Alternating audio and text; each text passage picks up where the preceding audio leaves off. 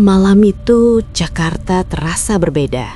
Bukan karena hujan, bukan juga karena macet. Karena jalanan yang seharusnya ramai, tiba-tiba kosong, seperti ditinggalkan bersama napas terakhir kota. Lampu jalan menyala setengah-setengah. Ada yang berkedip, ada yang mati total. Angin membau-bau selokan dan tanah basah, bercampur aroma besi karat dari pagar pembatas banjir Kanal Timur. Dani menurunkan kecepatan motornya. Perasaan jam segini biasanya masih ramai deh, gumamnya. Di jok belakang, Raka menarik jaketnya lebih rapat. Lu yakin lewat sini, Dan? Yakin, ini jalan pintas, 15 menit juga nyampe. Raka mendecak. Gue gak enak perasaan, sumpah. Dani ketawa kecil. Lu kebanyakan nonton cerita horor, Rak. Motor melaju pelan. Aspal tampak basah walau tidak hujan. Di kejauhan, hanya suara serangga dan dengung listrik dari tiang lampu.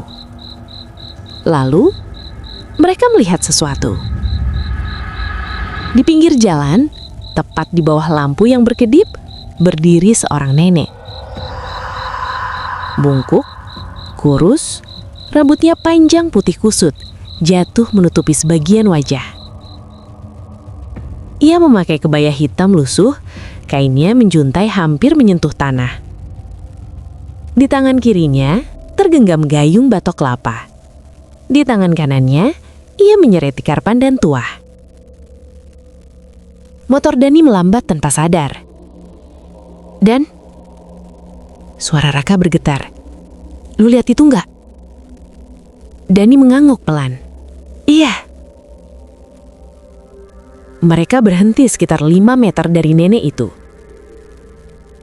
Nenek tersebut menoleh perlahan. Gerakannya kaku, seperti sendi yang sudah lama tidak digunakan. Wajahnya pucat keabu-abuan, matanya cekung, hitam, kosong. Ia tersenyum. Senyum yang tidak sampai ke mata. Nah, suaranya parau, serak seperti gesekan daun kering. Boleh tolong nenek? Raka spontan menarik lengan Dani. Dan jangan! Dani menelan ludah. Iya, Nek. Ada apa? Nenek itu melangkah mendekat. Tikarnya terseret, menimbulkan suara gestrek yang membuat bulu kudut berdiri. Nenek tersesat, katanya. Rumahnya jauh. Rumahnya di mana, Nek? Tanya Dani berusaha terdengar sopan. Nenek itu mendongak. Matanya menatap Dani terlalu lama. Nenek mau mati. Kalimat itu jatuh begitu saja. Datar, tanpa emosi. Raka merinding. Apaan sih, Dan? Ayo cabut aja. Dani tertawa kaku. Maksudnya, Nek? Nenek itu mendekat lagi. Kini jaraknya hanya 2 meter. Bau apek, seperti kain basah yang lama tidak dijemur, tercium tajam. Nenek cuma minta diantar. Atau dimandikan. Kata terakhir diucapkannya dengan pelan, hampir seperti bisikan. Lampu jalan padam. Gelap. Motor Dani tiba-tiba mati. Dan, mesinnya kenapa? Panik Raka. Di tengah gelap terdengar suara air dituang. Seperti seseorang sedang menyiramkan air dari gayung. Nenek itu berdiri tepat di depan mereka kini. Wajahnya sangat dekat. Matanya tidak berkedip. Mandikan nenek. Seperti jenazah. Raka menjerit. Nyalain motornya, Dan. Dani memutar gas kuat tenaga. Mesin menyala tiba-tiba. Lampu motor kembali hidup. Nenek itu sudah tidak ada. Hanya tersisa tikar pandan terletak di aspal, basah, dan gayung batok kelapa yang meneteskan air bening, bercampur tanah. Mereka tancap gas tanpa menoleh lagi. Namun Dani tidak sadar. Di punggungnya ada bekas air yang perlahan membentuk pola seperti tangan. Dan di telinganya suara itu masih berbisik. Nenek sudah memilih. Jalanan di sekitar banjir Kanal Timur semakin sepi setelah jam 11 malam. Lampu-lampu jalan berdiri jarang, beberapa mati, sisanya berkedip seperti orang yang kelelahan menjaga malam. Motor Rangga melaju pelan. Helmnya sudah dia lepas, digantung di stang.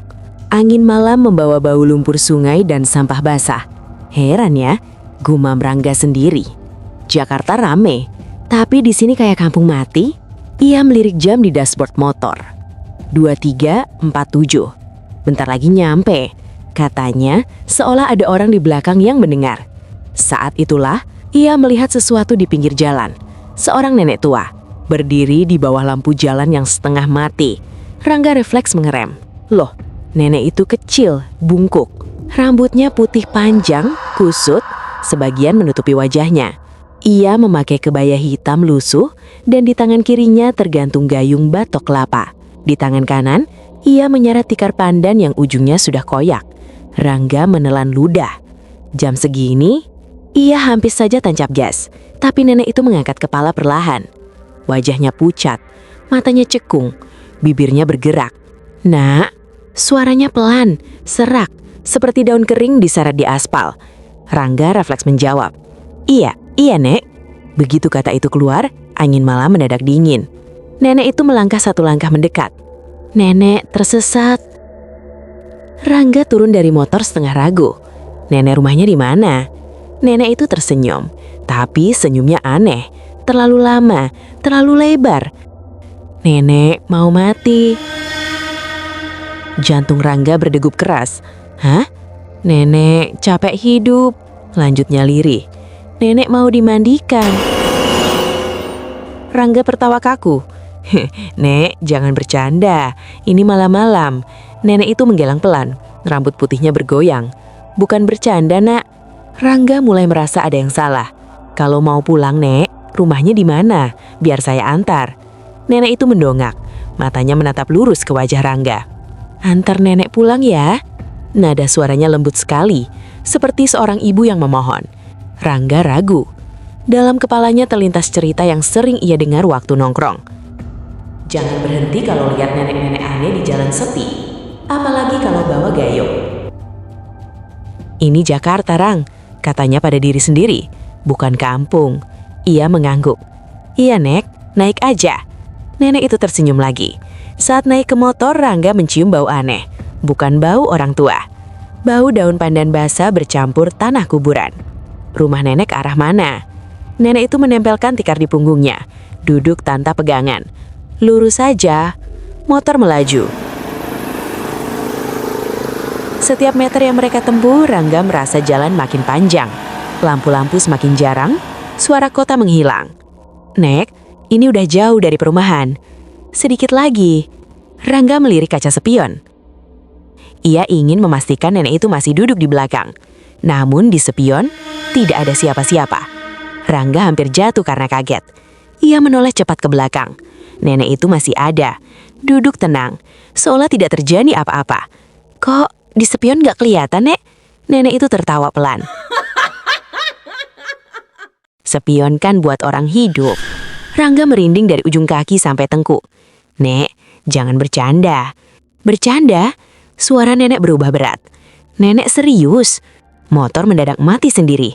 Lampu padam. Jalanan gelap total. Nek, Rangga menekan starter. Tidak menyala. Di kegelapan itu, terdengar suara air dituangkan. Rangga membeku. Nek, itu suara apa? Nenek itu berdiri, sangat dekat di belakangnya. Nenek mau mulai mandi. Mandi apa, Nek? Mandi jenazah. Suara itu bukan suara nenek lagi. Lebih dalam, lebih banyak. Rangga berteriak dan mendorong motor sekuat tenaga. Motor mendadak menyala tiba-tiba. Ia tancap gas. Saat ia berani menoleh lagi, nenek itu sudah tidak ada. Hanya tikar pandan basah tertinggal di aspal. Dan jejak air yang membentuk pola seperti tubuh manusia. Rangga tidak berhenti sampai rumah. Malam itu ia tidak tahu bahwa percakapannya dengan nenek tadi sudah cukup untuk menandai dirinya. Jalanan di sekitar banjir Kanal Timur semakin sepi setelah jam 11 malam. Lampu-lampu jalan berdiri jarang, beberapa mati, sisanya berkedip seperti orang yang kelelahan menjaga malam. Motor Rangga melaju pelan. Helmnya sudah dia lepas, digantung di stang. Angin malam membawa bau lumpur sungai dan sampah basah. Heran ya, gumam Rangga sendiri. Jakarta rame, tapi di sini kayak kampung mati. Ia melirik jam di dashboard motor. 23.47. Bentar lagi nyampe. Katanya seolah ada orang di belakang yang mendengar. Saat itulah ia melihat sesuatu di pinggir jalan. Seorang nenek tua berdiri di bawah lampu jalan yang setengah mati. Rangga refleks mengerem. Loh, nenek itu kecil, bungkuk. Rambutnya putih panjang, kusut, sebagian menutupi wajahnya. Ia memakai kebaya hitam lusuh dan di tangan kirinya tergantung gayung batok kelapa. Di tangan kanan, ia menyeret tikar pandan yang ujungnya sudah koyak. Rangga menelan ludah. Jam segini, ia hampir saja tancap gas, tapi nenek itu mengangkat kepala perlahan. Wajahnya pucat, matanya cekung, bibirnya bergerak. Nak, suaranya pelan, serak, seperti daun kering diseret di aspal. Rangga refleks menjawab, Iya, Nek. Begitu kata itu keluar, angin malam mendadak dingin. Nenek itu melangkah satu langkah mendekat. Nenek tersesat. Rangga turun dari motor setengah ragu. Nenek rumahnya di mana? Nenek itu tersenyum, tapi senyumnya aneh. Terlalu lama, terlalu lebar. Nenek mau mati. Jantung Rangga berdegup keras. Hah? Nenek capek hidup. Lanjutnya lirih. Nenek mau dimandikan. Rangga tertawa kaku. Nek, jangan bercanda. Ini malam-malam. Nenek itu menggelang pelan. Rambut putihnya bergoyang. Bukan bercanda, Nak. Rangga mulai merasa ada yang salah. Kalau mau pulang, Nek, rumahnya di mana? Biar saya antar. Nenek itu mendongak. Matanya menatap lurus ke wajah Rangga. Antar nenek pulang ya? Nada suaranya lembut sekali, seperti seorang ibu yang memohon. Rangga ragu. Dalam kepalanya terlintas cerita yang sering ia dengar waktu nongkrong. Jangan berhenti kalau lihat nenek-nenek aneh di jalan sepi, apalagi kalau bawa gayung. Ini Jakarta, Rang, katanya pada diri sendiri, bukan kampung. Ia mengangguk. Iya, Nek, naik aja. Nenek itu tersenyum lagi. Saat naik ke motor, Rangga mencium bau aneh, bukan bau orang tua. Bau daun pandan basah bercampur tanah kuburan. Rumah nenek ke arah mana? Nenek itu menempelkan tikar di punggungnya, duduk tanpa pegangan. Lurus saja. Motor melaju. Setiap meter yang mereka tempuh, Rangga merasa jalan makin panjang. Lampu-lampu semakin jarang, suara kota menghilang. Nek, ini udah jauh dari perumahan. Sedikit lagi. Rangga melirik kaca spion. Ia ingin memastikan nenek itu masih duduk di belakang. Namun di spion, tidak ada siapa-siapa. Rangga hampir jatuh karena kaget. Ia menoleh cepat ke belakang. Nenek itu masih ada, duduk tenang, seolah tidak terjadi apa-apa. Kok di spion gak kelihatan, Nek? Nenek itu tertawa pelan. Hehehe, spion kan buat orang hidup. Rangga merinding dari ujung kaki sampai tengkuk. Nek, jangan bercanda. Bercanda? Suara nenek berubah berat. Nenek serius. Motor mendadak mati sendiri. Lampu padam. Jalanan gelap total. Nek, Rangga menekan starter. Tidak menyala.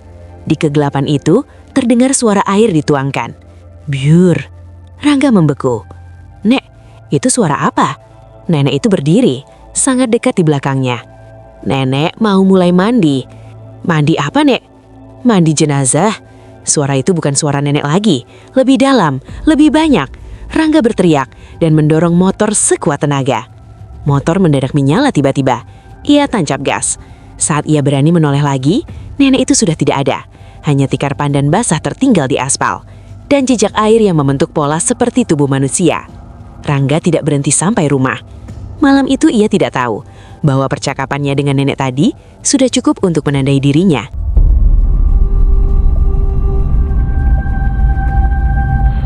Jalan inspeksi banjir Kanal Timur semakin sepi setelah pukul 11 malam. Lampu-lampu jalan berdiri jarang, sebagian mati, sebagian berkedip seperti mata orang mengantuk.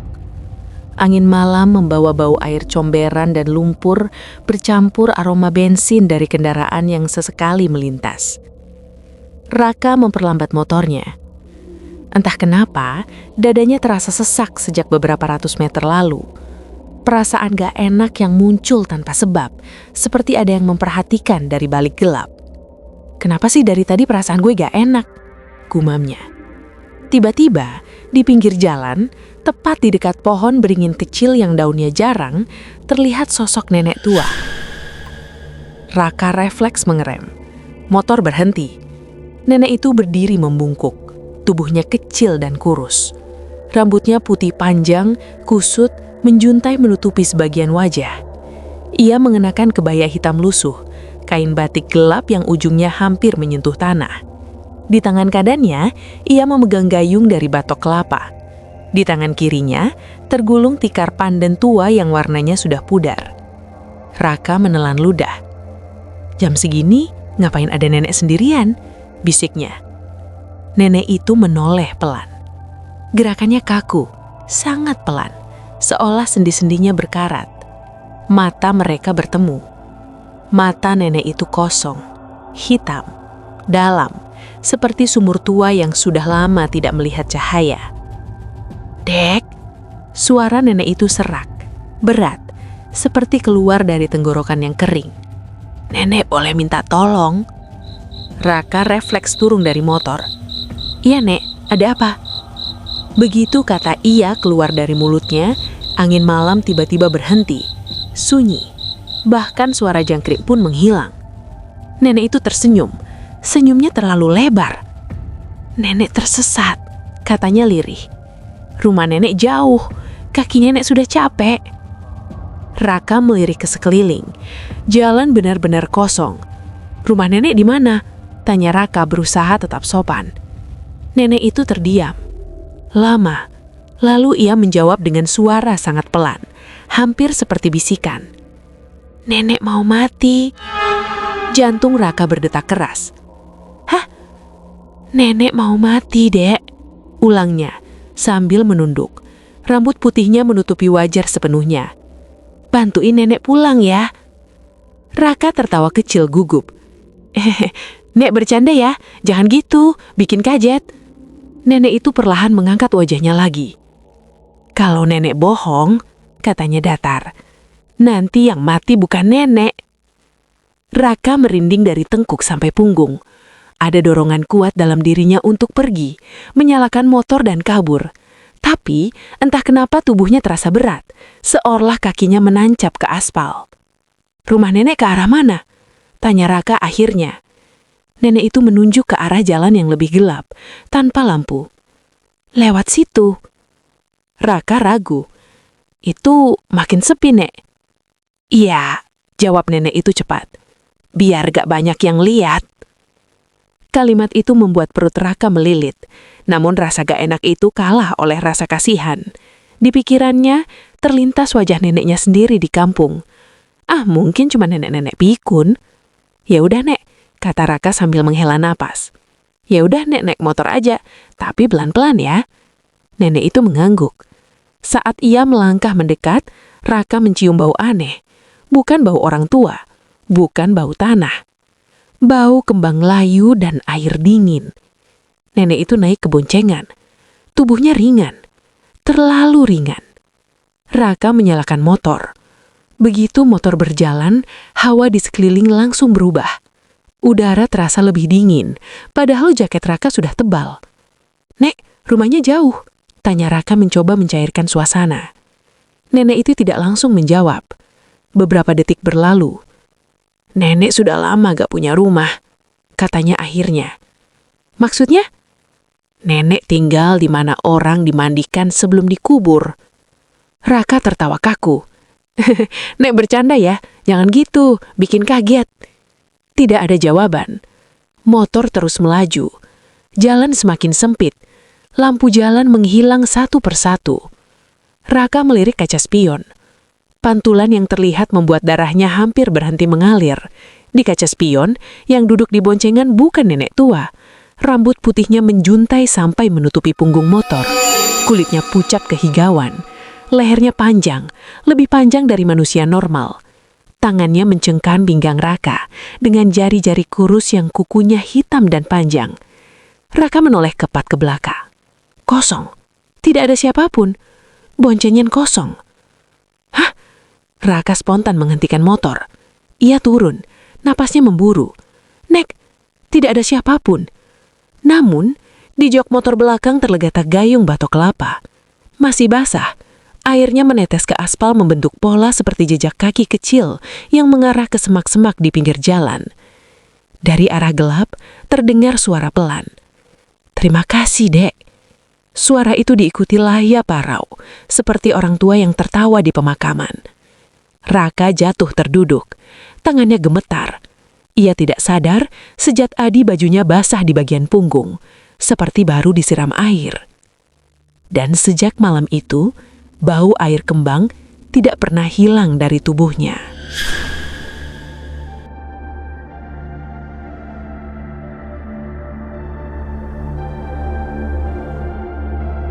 Hujan turun sejak sore. Rintiknya halus tapi dingin, membuat jalanan sekitar banjir Kanal Timur tampak seperti lorong panjang tanpa ujung. Lampu-lampu jalan memantul di genangan air, berkilau seperti mata yang mengintai dari bawah aspal. Arman mengendarai motornya pelan. Jaketnya basah, tapi bukan itu yang membuat tengkuknya terasa dingin. Sejak kejadian 2 malam lalu, sejak nenek dengan gayung dan tikar itu, tidurnya tak pernah benar. Setiap kali memejamkan mata, ia mendengar suara yang sama. "Man, airnya dingin." Arman menghela napas. Halu, gumamnya sambil mengusap wajah. Motor berhenti di lampu merah. Jam di dashboard ponselnya menunjukkan 23.47. Tiba-tiba, "Mas." Arman refleks menoleh. Di bawah lampu jalan berdiri seorang nenek. Bukan berdiri. Lebih tepatnya, muncul. Nenek itu kecil, membungkuk, rambut putihnya menjuntai panjang dan basah seperti baru keluar dari sungai. Di tangan kirinya tergenggam gayung batok kelapa, di tangan kanan tikar pandan yang digulung rapi. Jantung Arman langsung menghantam dadanya. "Mas." Suara itu serak, seperti tenggorokan yang lama tidak dialiri air. Lampu merah masih menyala, kendaraan lain entah kenapa kosong. Jalan itu tiba-tiba terasa terlalu sepi untuk Jakarta. Arman menelan ludah. Maaf, Nek, saya buru-buru." Nenek itu tersenyum. Senyum yang membuat perut Arman mual. "Sebentar saja," kata nenek itu pelan. "Nenek cuma mau tanya." Arman memalingkan wajah, memutar gas sedikit, siap kabur begitu lampu hijau menyala. "Mau kemana, Nek?" Suaranya sendiri terdengar gemetar. Nenek itu menatapnya lama. Mata nenek itu hitam, terlalu hitam. "Nenek mau mati." Udara seperti berhenti bergerak. Lampu lalu lintas berubah hijau. Arman langsung menarik gas. Motor melaju, meninggalkan nenek itu di belakang. Tapi di kaca spion, nenek itu masih berdiri di sana, menatapnya, tidak mengecil, seolah jarak tidak berlaku. "Anjing," Arman mengumpat. Ia tak berhenti sampai rumah. Di rumah, ibunya sudah menunggu di ruang tamu. "Kamu kenapa, Man? Mukamu pucat banget." Arman melepas helm, tangannya gemetar. "Bu, kalau misalnya, Bu, ketemu nenek-nenek tengah malam, sendirian di jalan, bawa gayung." Ibunya langsung memotong. "Kamu ketemu itu?" Arman menatap ibunya. "Bu tahu." Ibunya duduk perahan. Suaranya turun. "Dulu waktu kamu masih kecil, ada tetangga kita, Pak Rudi, pulang malam ngantri nenek-nenek, katanya kasihan. 3 hari kemudian..." Ibunya terdiam. "3 hari kemudian apa, Bu?" desak Arman. Ibunya menelan ludah. "Ditemuin mati di kamar mandi. Badannya basah. Tikar pandan ada di bawahnya." Arman terduduk. Ibunya menggenggam tangannya erat. "Kamu ngomong apa sama dia?" Arman teringat semara itu. "Nenek mau mati." "Saya jawab," katanya pelan. Ibunya langsung menutup mulut. Ya Allah. Malam itu, Arman tidak tidur. Pukul 2.13, suara air menetes terdengar dari kamar mandi.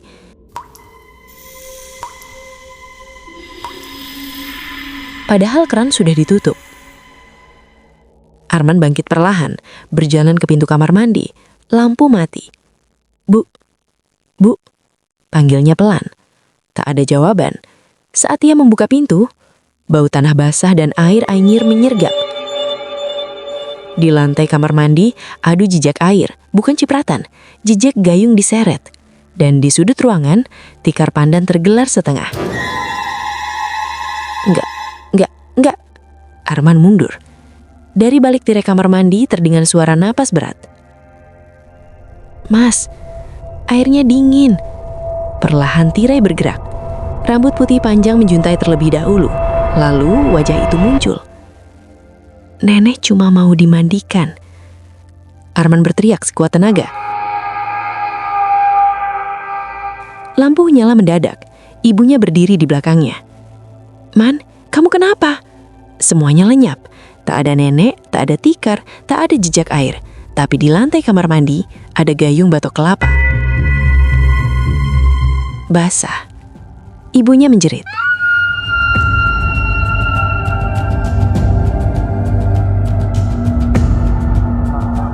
Keesokan harinya, Arman demam tinggi. Hari pertama ia cuma lembas. Hari kedua ia mulai mengigau. Hari ketiga, Arman ditemukan ibunya di kamar mandi. Tubuhnya dingin, kulitnya pucat, rambutnya basah kuyup. Di bawah tubuhnya, tikar pandan tergelar rapi. Dan di sampingnya, gayung batok kelapa. Dokter bilang serangan jantung. Tetangga bilang kebetulan. Tapi orang-orang tua di sekitar banjir Kanal Timur cuma berbisik. Dia jawab, dia dengar. Dan air nenek gayung gak pernah kering. Malam turun dengan cara yang tidak wajar. Langit di atas Jakarta Timur tampak lebih rendah dari biasanya. Seolah awan hitam sengaja menekan kota agar tak ada yang berani mendongak. Lampu-lampu jalan di sekitar banjir Kanal Timur berkedip pelan. Beberapa mati total, meninggalkan ruas jalan panjang yang gelap dan basah oleh sisa hujan sore. Raka duduk di ruang tamu, memeluk lututnya sendiri. Jam dinding menunjukkan pukul 23.47. Sudah 3 malam sejak kejadian di jalan itu. 3 malam sejak ia berbicara dengan nenek itu. Di atas meja, segelas air putih belum disentuh. Tangannya gemetar setiap kali hendak meraihnya. Ini cuma sugesti, cuma ketakutan, gumam Raka, mencoba meyakinkan dirinya sendiri. Namun tubuhnya tahu, ada yang salah. Sejak pagi tadi, tengkuknya terasa dingin. Bukan dingin biasa, melainkan dingin seperti air jenazah yang merembes pelan ke kulit. Dari arah dapur, ibunya muncul sambil menguap. Kamu belum tidur kah? Raka menoleh cepat. Bu, ibu dengar suara air enggak? Ibunya mengernyit. Air? Enggak. Kamu kenapa sih akhir-akhir ini? Raka ragu menjawab. Ia tidak berani menceritakan semuanya. Tentang nenek itu tadi. Tentang kalimat, nenek mau mati. Tentang gayung batok kelapa yang kini terus terbayang di kepalanya. Tiba-tiba, krik, krik. Suara seperti bambu basah bergesekan terdengar dari luar rumah. Raka membeku. Ibunya menoleh ke arah pintu. Suara apa itu? Raka berdiri perlahan. Jantungnya berdentam. Bu, jangan buka pintu. Ibunya tertawa kecil. Ah, kamu ini paling juga kucing. Tangan ibunya sudah menyentuh gagang pintu. Bu, jangan. Ketukan itu terdengar pelan, namun berat. Seolah yang mengetuk bukan tangan manusia, melainkan sesuatu yang basah dan dingin. Ibunya berhenti. Siapa ya malam-malam begini? Dari balik pintu, terdengar suara perempuan tua, serak, hampir seperti bisikan yang diseret angin. Nak, tolongin nenek. Raka langsung mundur 2 langkah. Itu dia, bisiknya panik. Bu, itu bukan orang. Ibunya menoleh tajam. Kamu jangan kurang ajar, itu orang tua. Suara di luar kembali terdengar, lebih dekat, lebih jelas. "Nenek kedinginan, nenek mau mati." Ibunya menelan ludah. Tangannya bergetar di gagang pintu. "Kak, kamu dengar itu juga?" Raka mengangguk, air mata mulai menggenang. "Bu, itu nenek Gayung." Hening. Ketukan berubah menjadi gesekan seperti sesuatu yang diseret di lantai semen. Serak, serak. Dari sela bawah pintu air menetes masuk. Bukan air hujan. Air itu keruh, berbau anyir dan dinginnya membuat lantai keramik berembun. Ibunya terisak. Ini air apa?" Lalu terdengar suara Gayung dicelupkan. Bluk. Suara itu berasal dari dalam rumah. Raka menoleh ke arah kamar mandi. Pintu kamar mandi terbuka perlahan, dengan sendirinya. Di dalamnya, berdiri sosok nenek itu tadi. Rambut putihnya menjuntai basah menutupi sebagian wajahnya. Kebaya hitamnya lengket oleh air. Di tangan kanannya gayung batok kelapa penuh air. Di tangan kirinya, tikar pandan tergulung. Nenek itu tersenyum. Senyum yang terlalu lebar untuk wajah setua itu. "Nak, giliran ibu dulu ya." Ibunya menjerit, "Raka!" Nenek itu melangkah maju. Setiap langkahnya meninggalkan jejak air seperti bekas orang yang baru dimandikan. Raka jatuh duduk. Tubuhnya tak bisa digerakkan. Nenek itu berhenti tepat di depan ibunya lalu berbisik pelan. "Kamu baik. Kamu mau menolong." Gayung itu terangkat. Air disiramkan kepala ibunya. Ibunya menjerit histeris. Tubuhnya lunglai, seolah seluruh kekuatan hidupnya disedot keluar bersamaan dengan air itu. Raka menangis, berteriak sekuat tenaga. "Berhenti, ambil aku aja." Nenek itu menoleh perlahan. Matanya kosong, hitam dan dalam.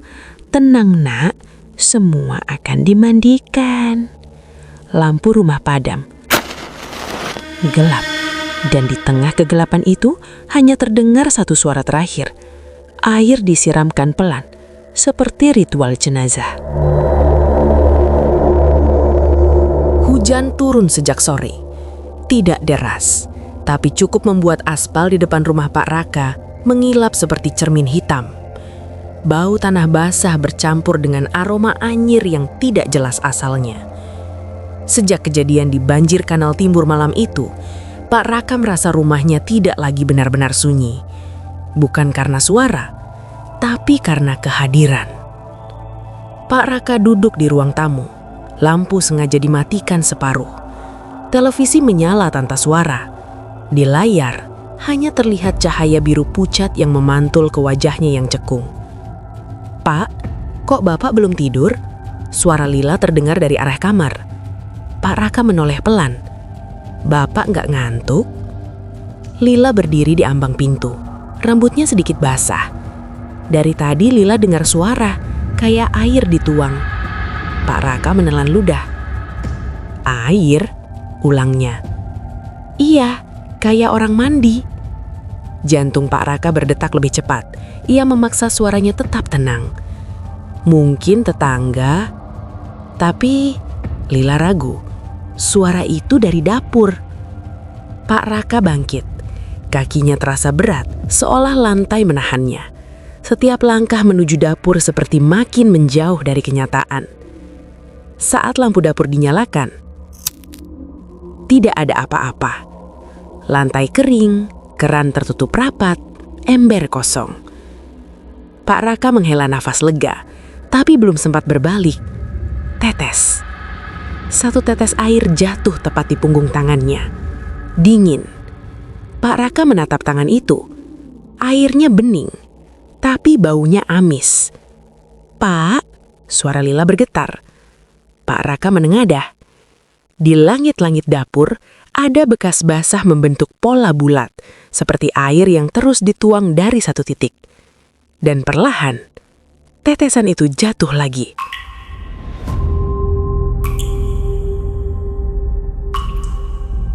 "Masuk kamar, sekarang," perintah Pak Raka pelan tapi tegas. Lila tidak membantah. Kakinya berlari kecil, pintu kamar tertutup dengan bunyi klik yang terlalu keras. Pak Raka berdiri sendirian. "Kalau kau mau ambil aku," gumamnya lirih, Jangan anakku. Lalu suara itu muncul, bukan dari luar, bukan dari atas, tapi tepat di belakang telinganya. Nenek cuma mau mandiin. Pak Raka berbalik cepat. Kosong. Tapi di lantai dapur, entah sejak kapan sebuah gayung batok kelapa tergeletak. Basah, airnya merembes, mengalir tipis seperti ular kecil menuju kakinya. Pak Raka mundur 1 langkah. Pergi, suaranya serak. Gue nggak mau. Gayung itu bergerak sedikit. Bukan jatuh, bukan tergeser angin, tapi seperti ditarik pelan oleh tangan tak terlihat. Pak Raka terduduk, ingatan malam itu kembali menghantamnya. Jalan sepi, lampu kuning. Seorang nenek berdiri di pinggir jalan dengan tikar pandan tergulung di punggungnya. Nenek mau kemana? Tanya Pak Raka waktu itu, karena iba. Nenek mau mati, jawabnya sambil tersenyum. Senyuman yang terlalu lebar untuk wajah setua itu. Pak Raka menutup wajahnya sekarang. Gue salah. Dari arah kamar mandi terdengar suara air mengalir deras. Pak Raka bangkit dengan susah payah. Setiap naluri menyuruhnya lari, tapi kakinya tetap melangkah ke sana. Pintu kamar mandi terbuka. Air dari shower menyala sendiri, menghantam lantai, mengalir ke selokan. Di lantai, tikar pandan terbentang rapi. Dan di atasnya, tidak ada siapa-siapa. Tapi bayangan di cermin menunjukkan tubuh Pak Raka terbaring di atas tikar itu. Pak Raka menjerit. Cermin retak. Air mati mendadak. Dalam keheningan itu, suara nenek terdengar lagi. Lebih dekat, lebih jelas. Belum sekarang. Nenek sabar. Nenek masih nyari satu lagi. Lampu mati. Kegelapan menelan dapur, kamar mandi, dan isi kepala Pak Raka. Di luar rumah, hujan berhenti. Tapi bau tanah basah itu masih bercampur bau air jenazah.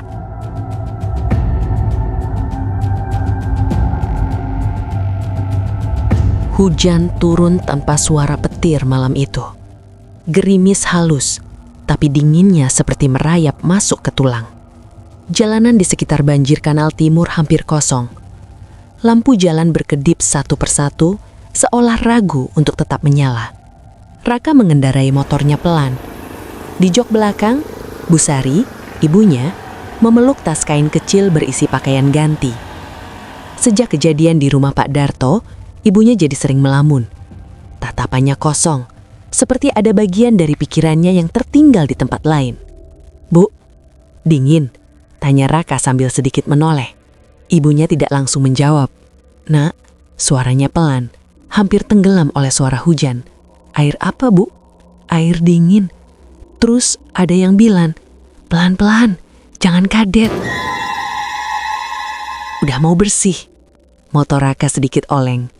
Ia segera menepikan motornya. Bu, jangan ngomong gitu.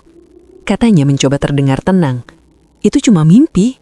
Bu Sari menoleh. Wajahnya pucat. Kalau mimpi, kenapa ibu selalu bangun basah kuyup? Rambut ibu bau air sumur. Raka tercekak. Ia ingat betul cerita Pak Darto. Dimandikan seperti jenazah. Bu, kita pulang aja. Besok kita ke orang pintar, kata Raka cepat. Ibunya mengangguk pelan. Saat Raka menyalakan motor kembali, brak, sesosok berdiri tepat di tengah jalan. Raka mengerem mendadak. Seorang nenek tua. Tubuhnya bongkok. Rambut putih panjangnya basah, menempel di wajah. Tangannya menggenggam gayung batok kelapa, sementara di bahu kirinya tergulung tikar pandan tua yang ujungnya menghitam. Jantung Raka langsung berdegup keras. Bukan lagi. Ini bukan cerita. Nek, minggir Nek. Suara Raka bergetar. Nenek itu mengangkat kepala perlahan. Matanya hitam pekat, tidak berkebib. Nenek mau mati. Katanya lirih. Suaranya serak tapi jelas. Bu Sari menarik lengan Raka kuat-kuat. Raka, jangan dilihat, jangan jawab. Nenek itu melangkah mendekat.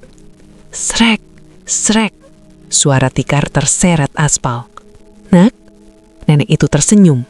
Senyumnya terlalu lebar. Tolong antar nenek pulang. Nenek lupa jalan. Raka menelan ludah. Tenggorokannya kering. Nak, rumah nenek di mana? Pertanyaan itu keluar begitu saja. Bu Sari menjerit.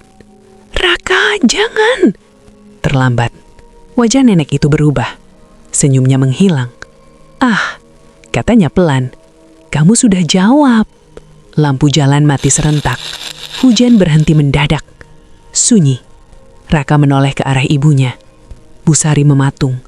Matanya terbuka lebar. Dari rambutnya, air menetes pelan. Jatuh ke aspal. Nek, jangan ibu saya. Raka berlutut tanpa sadar. Ambil saya aja. Nenek itu tertawa kecil. Semua akan dimandikan, satu persatu. Ia mengangkat gayungnya. Air tidak tahu dari mana asalnya, tapi penuh sampai bibir gayung. Pelan-pelan ya, bisiknya. Raka berteriak. Raka terbangun di kamarnya. Keringat membasahi tubuhnya, nafasnya terengah-engah. Bu, teriaknya. Ia berlari ke kamar ibunya. Kosong. Di lantai kamar mandi, ada jejak air menuju kamar ibunya. Dan di sudut kamar, sebuah gayung batok kelapa. Masih basah. Di dalamnya, air berwarna keruh. Dan bau itu, bau air jenazah. Raka jatuh berduduk. Di luar suara hujan kembali turun perlahan. Dan dari kejauhan, samar-samar, pelan-pelan. Jangan kaget.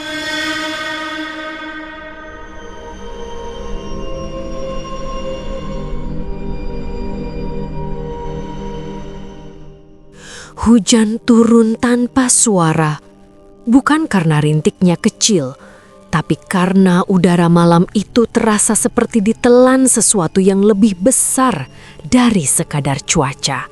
Jalan inspeksi banjir Kanal Timur kembali sepi. Lampu-lampu jalan menyala redup, berkedip seperti mata lelah yang dipaksa terjaga. Arif berdiri di pinggir jalan, sendirian. Tangannya gemetar memegang ponsel, tapi tidak ada sinyal. Sejak sore, ia merasa dunia menjauh darinya. Suara orang lain terdengar seperti dari dalam air. Ayah, kita pulang aja, bisik suara kecil di kepalanya. Tapi suara itu bukan milik siapapun yang masih hidup. Langkah kaki terdengar. Pelan, teratur, basah. Arif menelan ludah. Ia tidak perlu menoleh untuk tahu siapa yang datang. Ayah, suara itu serak, tua, dan terlalu dekat. Arif memejamkan mata. Jangan sekarang, katanya lirih. Tolong, jangan sekarang. Suara tawa kecil terdengar. Dari dulu juga nenek gak pernah nunggu kesiapan orang. Ketika Arif akhirnya menoleh, nenek gayung berdiri 3 langkah di belakangnya. Rambut putihnya basah menempel di wajah pucat. Kebaya hitamnya kusam, berbau tanah dan air basi. Di tangan kanannya, gayung batok kelapa itu retak mengkilap oleh air hujan. Di tangan kiri, tikar pandan yang kini terlihat lebih gelap, seperti pernah menyerap sesuatu. Kamu kurus, kata nenek itu sambil tersenyum. Tandanya sudah dekat. Kenapa gue? Suara Arif bergetar. Gue gak pernah ngapa-ngapain ke lo. Nenek itu memiringkan kepala. Kamu jawab pertanyaan nenek. Arif terdiam. Dulu, lanjutnya, waktu nenek bilang mau mati. Kamu dengar kan? Arif mengangguk pelan. Itu saja sudah cukup. Angin berhenti berhembus.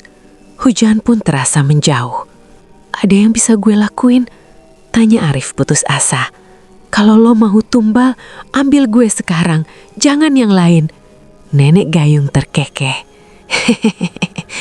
Tumbal bukan soal cepat atau lambat. Ia melangkah mendekat. Tanah di bawah kakinya tidak meninggalkan jejak air. Kamu sudah dimandikan, katanya pelan. 3 kali. Dalam mimpi, dalam bayangan, dalam ingatan. Arif teringat mimpi-mimpi itu. Air dingin, bau pandan, suara doa yang terbalik. Sekarang tinggal 1. Nenek itu menggelar tikarnya tepat di tengah jalan.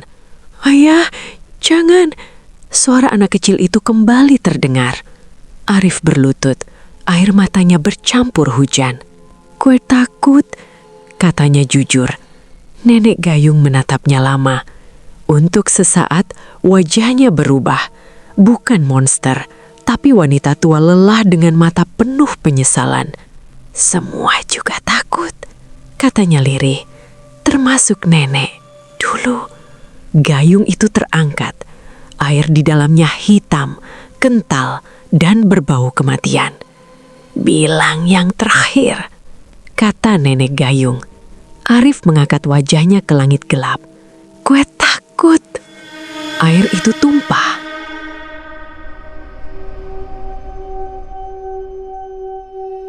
Hujan turun pelan di atas atap seng ontrakan Arman. Bukan hujan deras, tapi rintik kecil yang terasa seperti air cucian jenazah. Dingin, perlahan, dan bikin merinding. Arman duduk di lantai kamar. Punggungnya bersandar ke dinding. Mata kosong menatap gayung batok kelapa yang tergeletak di sudut ruangan. Gayung itu tidak pernah ia bawa pulang. Namun kini ada di sana. Tikar pandan yang dulu terlipat rapi, sekarang terbentang setengah, basah oleh cairan bening yang menetes pelan dari ujungnya. Ini nggak mungkin, bisik Arman. Suaranya gemetar, telepon genggamnya bergetar. Nama penelpon? Ibu. Arman menelan ludah, lalu mengangkat. Man, suara ibunya terdengar serak. Kamu di mana, Nak? Di kos, Bu. Kenapa dari tadi ibu nelpon diangkat? Arman terdiam. Matanya melirik ke arah tikar. Di permukaannya mulai muncul bekas tangan basah. Seolah seseorang baru saja bangkit dari sana. Aku lagi gak enak badan, Bu. Di seberang sana, ibunya terdiam sejenak. Man, kamu ketemu nenek itu ya? Jantung Arman seperti dihantam palu. Bu, ibu tahu? Ibu mimpi 3 malam berturut-turut, katanya lirih. Dalam mimpi, ada nenek tua mandi di depan rumah. Pakai gayung batok, airnya hitam. Terus dia bilang, sebentar lagi giliran anakmu. Arman menutup mata. Aku gak percaya mimpi, Bu. Ibu juga dulu gak percaya, potong ibunya. Tapi bapakmu dulu meninggal 3 hari setelah bantu mandiin orang gak dikenal. Napas Arman tercekak. Apa maksud ibu? Di kamar, suara air tercurah terdengar pelan. Padahal tidak ada air yang menyala. Man, suara ibunya bergetar. Nenek Gayung itu bukan cuma hantu. Dia perjanjian. Siapapun yang menjawab, siapapun yang mendengar, sudah masuk hitungannya. Arman menoleh. Di atas tikar air semakin banyak. Dan di tengahnya mulai terlihat lekukan tubuh manusia. Seolah seseorang sedang direbahkan di sana. Aku cuma nolong, Bu. Iya, ibunya terisak. Dan itulah yang dia mau. Tiba-tiba lampu kamar mati. Gelap. Telepon nasi menyala di tangan Arman. Bu, panggilnya panik. Bu. Dari kegelapan terdengar suara yang sangat dikenal.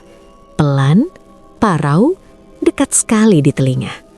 Nak, Arman membeku. Itu bukan suara ibunya. Nenek mau mati. Napas panas menyentuh tengkuknya. Arman menoleh perlahan. Di belakangnya nenek itu berdiri, lebih dekat dari sebelumnya. Rambut putihnya meneteskan air. Kebayanya hitam, lengket di tubuhnya. Di tangan kanannya, gayung batok kelapa kini terisi penuh air keruh.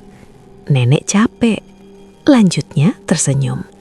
Sekarang giliran kamu dibersihkan. Jangan, Arman mundur.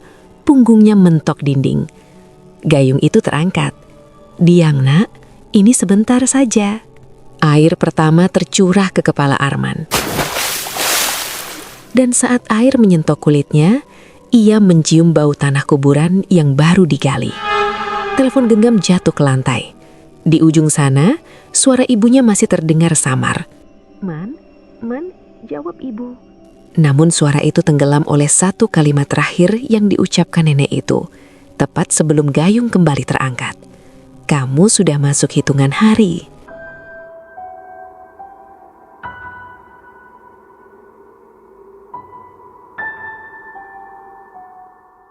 Hujan turun tanpa aba-aba.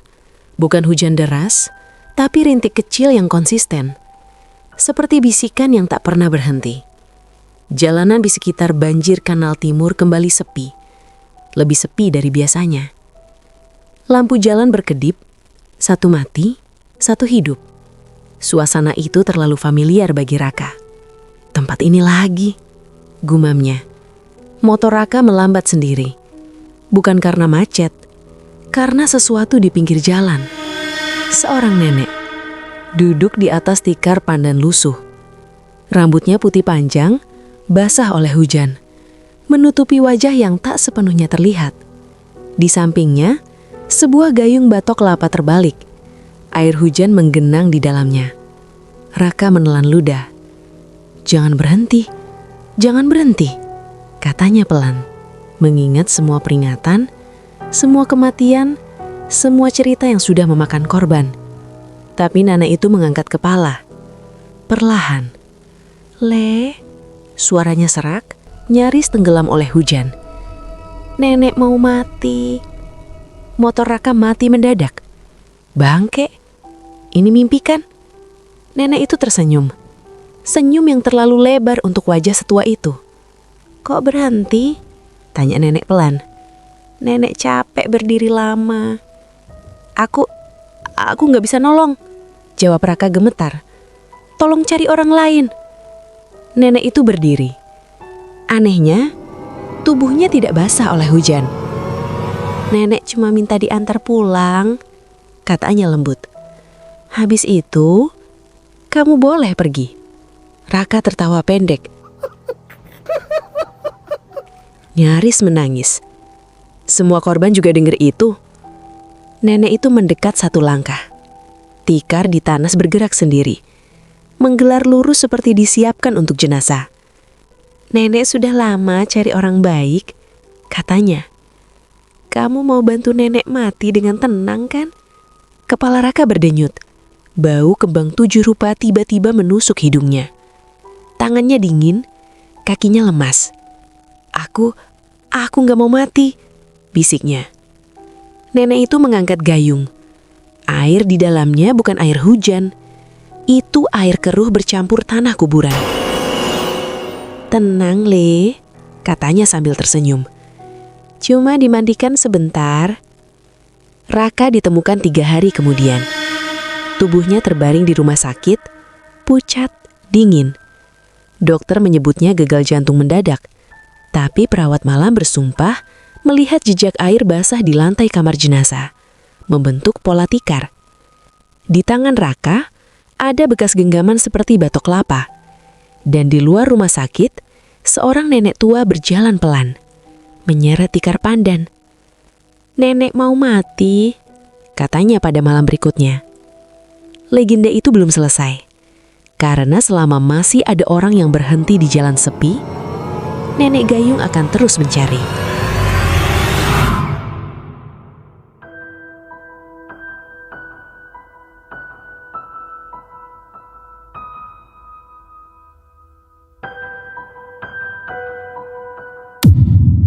Konon, selama masih ada orang baik yang menolong tanpa bertanya, dan selama masih ada manusia yang penasaran, Nenek Gayung tidak akan pernah selesai mencari. Karena air terakhir selalu untuk yang berikutnya.